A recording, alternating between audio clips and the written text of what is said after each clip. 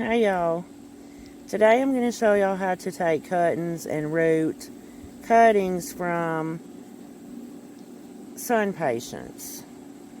Um, Maybe this is a Sunpatient, you have one or two or three, however many you may have, that you want to overwinter. You want to take some cuttings and try to overwinter them for next spring. Keeping cuttings in the house it doesn't take up a lot of room. You just have to either have a grow light or you have to have a window, which is what I recommend, to set them in front of so they can get indirect light. Because again, you're not wanting to grow these during the wintertime, you're just wanting to propagate them. And so, there's lots of different types of Sunpatiens, and they're very easy to root. This is one of the easiest things to root in my opinion. Sunpatiens, begonias, there's lots of different types of annuals that you can root. From cuttings, and you overwinter them. And so we're gonna take a few cuttings. I'm gonna show you how to do that, and then I'll show you what to do with them once we get them cut. And so when you go to take a cutting, you're gonna again want to look for, just like you did with the petunias, that if you've watched that video, you're gonna want to look for one that has at least 3 leaf nodes. Really, with these, you don't really want to get any more. You don't need any more leaf nodes than that. 3 is plenty. And so we're gonna 1, 2, 3. And so we're gonna cut right under the third one, and you can see there's 3 leaf nodes. And so you're going to want to take several cuttings, just like you would with petunias or any other thing you're wanting to propagate. Because of course they're not all going to make it, or it's rare if they all make it. So take several cuttings just like this, and then I'll show you what we're going to do after this. Okay, now that you've got your cuttings taken, what you're going to want to do is start at the very bottom, taking the leaves off. And we're going to stop before we get to the very top. So we're going to take off this set and this set of leaf nodes. And you're just going to cut them off just like this.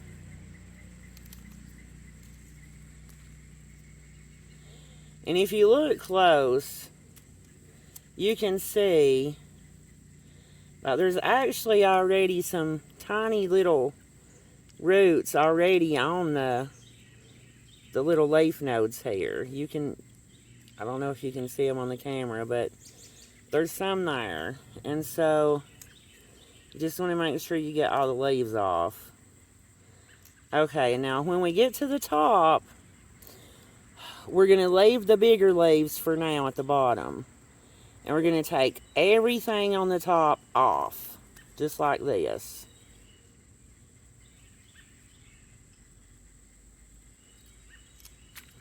Okay, now, we don't need that many leaves to try to root something. Left a bud. Okay. No flowers, no anything like that. You don't want any of that on there. So what I'm going to do is I'm going to leave the 2 smaller leaves, and I'm going to go ahead and take off all of these other leaves here. Okay, and now you can leave these 2 just like that, but I'm going to go ahead and cut a little bit off of those 2. Okay, and I'm going to do one more and show you again, but once you get your cuttings, then you're just going to make a hole in the dirt and whatever you're putting it in.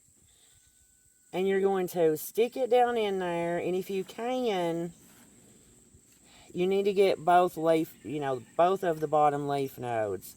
That way you have a better chance of getting roots, because you're going to have it coming from 2 different places. And with this one, I will have to add some more dirt, because the second one is above the dirt. But anyways, we'll do one more, showing you how easy this is. You see the 3 the 1, 2, 3 sets. We'll start with the bottom ones here and take those off. And then we're going to go to the next set right up above them. Take those off.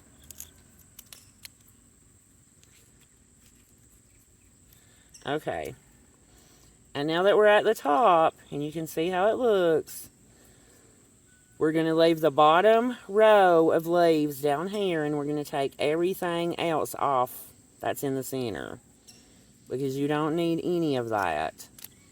You don't want any of that because you're trying to keep everything directed toward producing roots. And so, now you see what we have left here. And so what I'm going to do is I'm going to leave the 2 smaller leaves. You can leave the bigger ones if you want to, but you'll need to cut them.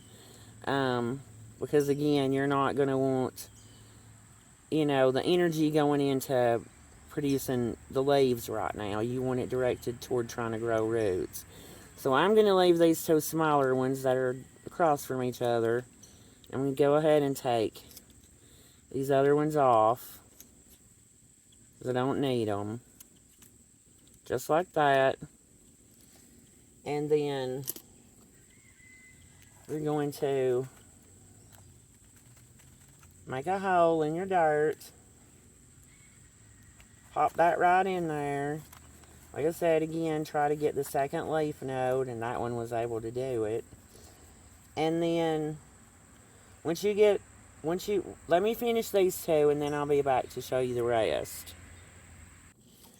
Okay, now that you've got them all potted up and ready, you just want to water them. You just want to water them in really good.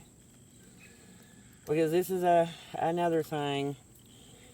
You don't want to let your cuttings dry out. If you let them dry out, they're probably not going to make it, you know, during the rooting process.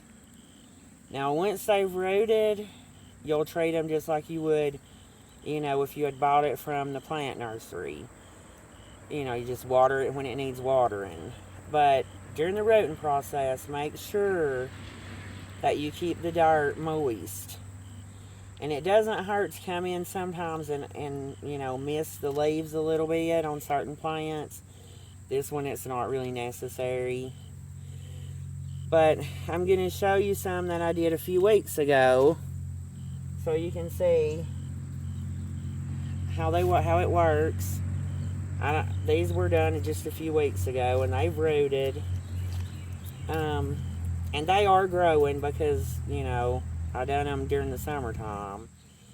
You know, like I said, this time of year in the fall, once you move them inside, they're not going to grow much. They're just going to, you know, they're going to stay more like this, but they'll grow a little bit, but not much. You can see this one is actually already getting ready to bloom here. And, but if you're doing this in the spring or during the summertime where you're wanting the plants to grow, then I would advise cutting them back. You know, as they, you know, like these could be cut back right now. This one's already branching out in 3 or 4 places. This one really wouldn't have to be cut back. But like this one, you know, it looks a little leggy and long. You can see. And it only has one little section coming out up here at the top and no branching anywhere else. In this case, you would want to come in and cut this new section out, so it'll start branching once you do that. And so that's, you know, and that'll be the same for in the spring when you get ready to, you know, start growing them, actually growing them. You're going to want to, you know, pinch the tops out or cut it out, or, you know, whichever one's easier for you, so that they branch out, because the Sunpatiens are, you know, they're not nearly as pretty if they're not branching. and they're top heavy if you know, just let them just keep growing where they're just a tall stem. So, because the flowers, you know, on this particular top is pretty big. So just cut the tops out when you get ready for them to start growing, so they'll start branching if they're not already starting to, like this one. This one would probably be okay. And if you when you get ready to plant it, you know, in the pot or in the ground, whichever one you're going to do, I would actually recommend burying, like you can see this stem right here. I would actually pinch these leaves off, cut them off or pinch them off.